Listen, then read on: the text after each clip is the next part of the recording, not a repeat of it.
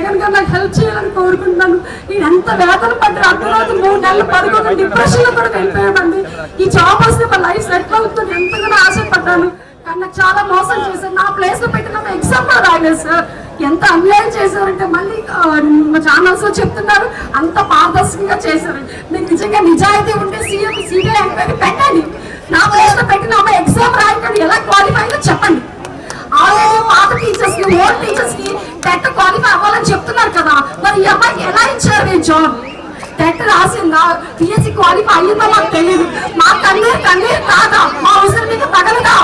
ఎంత వేదన పడుతుందో మీకు తెలుసా? నరకం అనుభవిస్తున్నామండి.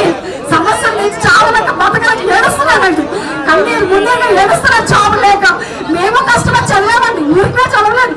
మేము రోజుకి 20 గంటలు పైన చదివి జాబ్ క్వాలిఫై అయ్యి కూడా నా ప్లేస్ లో రావాల్సిన జాబ్ ని ఒక అమ్మాయికి ఇచ్చారండి. ఆ అమ్మాయి స్పోర్ట్స్ అమ్మాయి, ఎగ్జామ్ కూడా రాయలేదండి.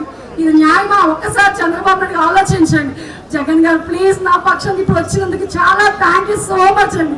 ప్లీజ్ నాకు ఈ సభాముఖంగా నాకు మీరు న్యాయం చేస్తారని కోరుతూ సెలవు తీసుకున్నాను. ఒక్కసారి సిబిఐ ఎంక్వైరీ వెయ్యండి, నిజా నిక్కు తేల్చమని కోరుతున్నాను. Thank you so